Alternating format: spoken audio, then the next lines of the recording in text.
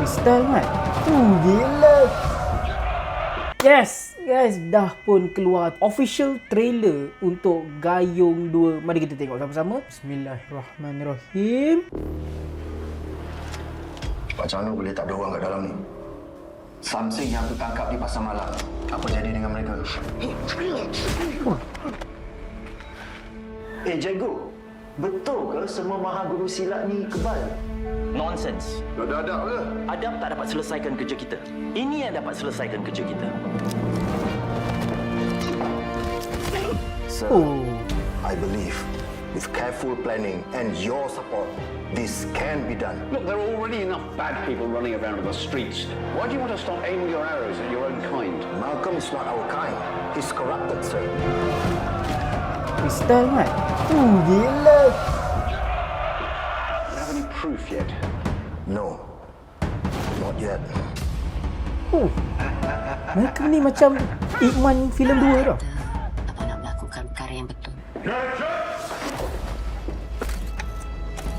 Demi Muhammad. Demi diri kamu. Demi keluarga kamu. Dan demi rakyat. Jadi sekarang, abang masih melakukan perkara yang betul.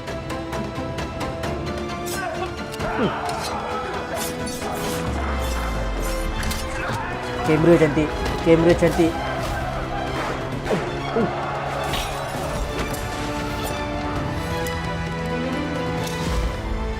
The great Hiramion.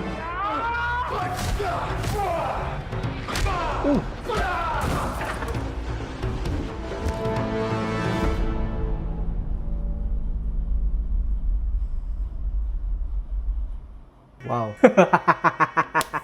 Ui, saya ada buat review pasal Gayung. Saya cakap filem ni ada vibe Ip Man. Cuma apa yang saya nampak pada filem pertama tu, dia tidaklah banyak action sebab dia nak set up kan watak Datuk Mio ni semua tu kan. Tapi untuk trailer yang kali ni, saya sangat-sangat tak sabar untuk Gayung 2. So, korang dah tengok ke bawah kan? Apa pendapat korang tentang trailer ni? Dan adakah korang suka filem Gayung yang pertama? Cuba korang komen kat bawah. Apa-apa pun guys. Support lokal kita dan jadilah penonton yang setia. Terima kasih.